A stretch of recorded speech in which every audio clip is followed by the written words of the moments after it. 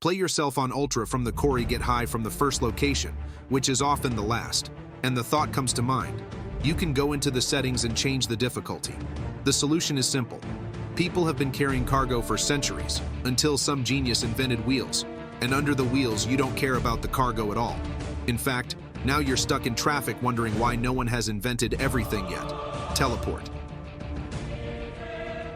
As long as people live and accept everything as given. Some don't agree to play by the accepted rules. They change the way they look at things, the way they approach things, and even the way they apply themselves. Like Dick Fzberey, who first changed his high jump technique and took Olympic gold. And to this day, all records are set by his technique of flying thunder god, and it works. Practically all people have the same brain tool. It's just that many people's functionality is limited by fixed settings. Sports for the gifted, science for the smart, money for the lucky, and everyone else should not even try. Why start? Realizing that there is no chance, and this is the essence of people. Beliefs. Beliefs that block all potential. And as they say, thinking in terms of only or always destructive to the flexibility of the mind, the very flexibility that helps to adjust, adapt, and get out of difficult situations using their creative abilities. Flexibility of mind is the ability to go beyond patterns of thinking and behavior. The ability to think outside the box, in other words, to unlock your brain and finally become a cyborg multiplied by eternity. You don't have to limit your capabilities. The point is that when people say that drawing is not for me or business, it's not mine. It's all a belief that has become a given, but the given is not yours. This givenness has been imposed on you by your teachers, your environment, perhaps your parents, based on their subjective views and experiences that have nothing to do with you. And in many ways, what was considered difficult for you is difficult for another. The commonplace and the only difference is that the other guy just wasn't told that this game couldn't be passed, that it was only for talented geniuses or Asians. He just showed up and started playing.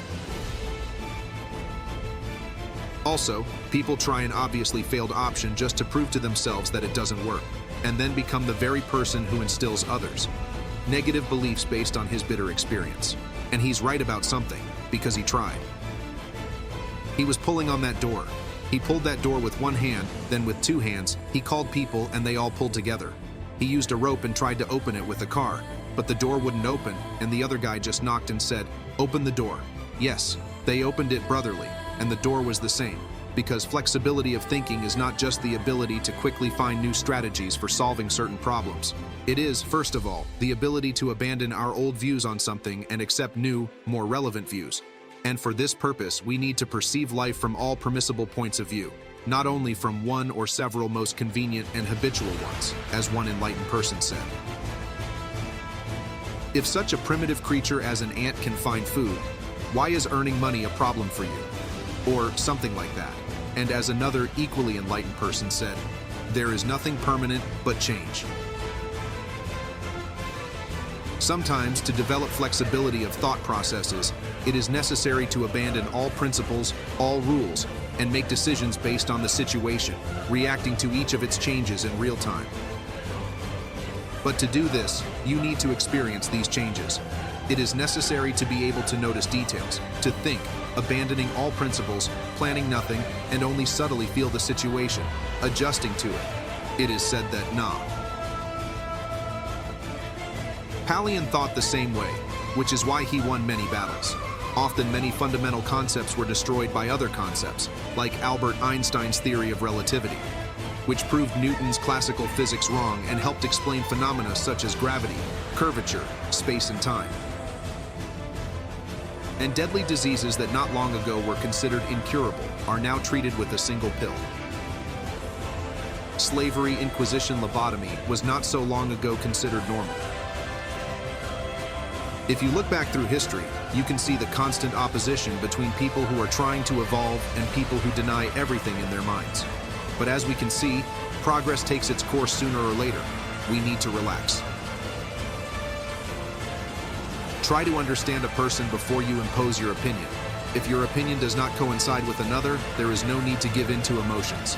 Impulsiveness and emotions can get in the way. Flexibility of the mind. When we are under the influence of emotions and impulses, we usually don't make decisions based on rational considerations. So you need to be able to temper your pride and not allow yourself to jump to conclusions and decisions. One time doesn't count.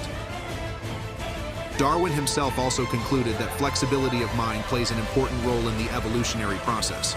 According to Darwin, the fact that living organisms can adapt to changing environments is a key mechanism that ensures their survival and development.